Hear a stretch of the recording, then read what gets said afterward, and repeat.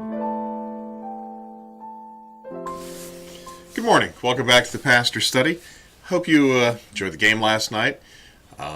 Today is a day of celebration, as much of this week will be here in Philadelphia. With the Eagles winning, it is, it's a big time. We had a big time yesterday during worship, and if you weren't able to be there, you'll be able to catch the sermon a little later this week as it gets posted. We did have some prayer concerns to mention and some announcements that we shared. So as you read the bulletin today in the newsletter, you'll find some of those things. We continue to keep Craig's father-in-law in prayer, Steve. We know that prostate cancer has reemerged, and they're still looking at testing and treatment options.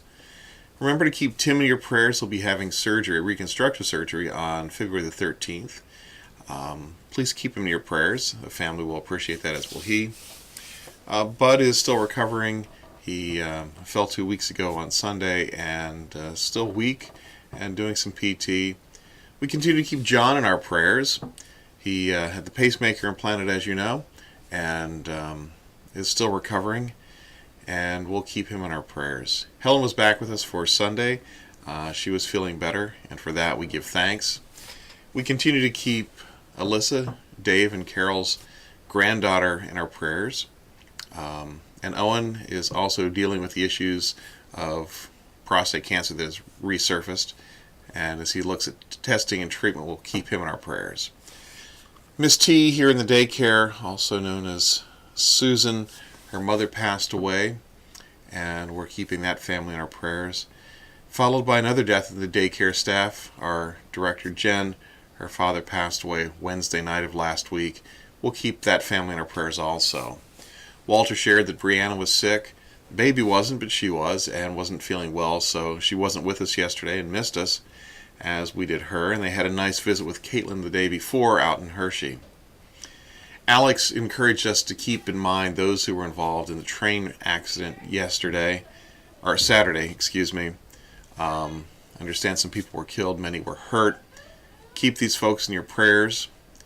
We continue to keep the persecuted church and the Chibok girls in our prayers. We know that this is continued concern, and so we lift it up to God.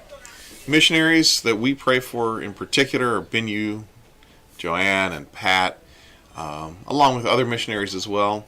We lift them up, asking that not only would their work be fruitful, but they would find a blessing and hope in all that they're doing.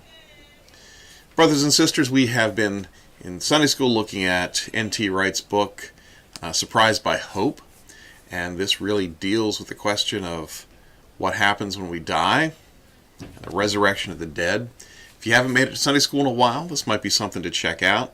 Presently, we're working through 1 Corinthians 15. This is a text that receives a lot of attention in the 3rd chapter of Wright's book, and in 2 weeks we'll be moving into the 4th chapter.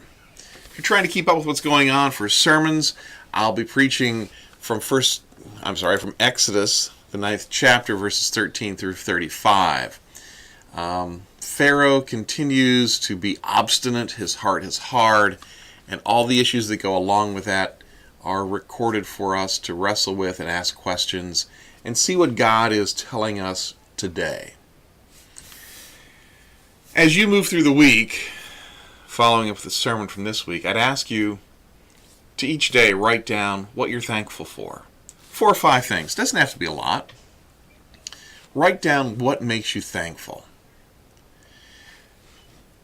And my hunch is that as we look at being thankful, we'll find some of our blind spots, the places where we, like Pharaoh, held on to the lie and refused to listen to God.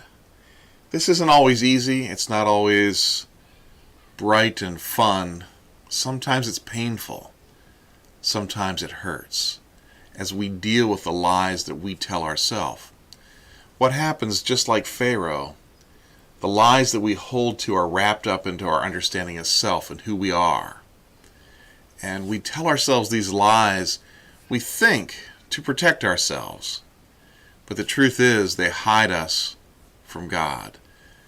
They keep us from encountering the living God in the fullness of who God is. And it causes you and I to to be immature, to not grow deeply in our faith. So begin with this simple exercise of writing down today what you are thankful for. Brothers and sisters, I hope you have a great week, and I look forward to talking to you on Wednesday. Peace.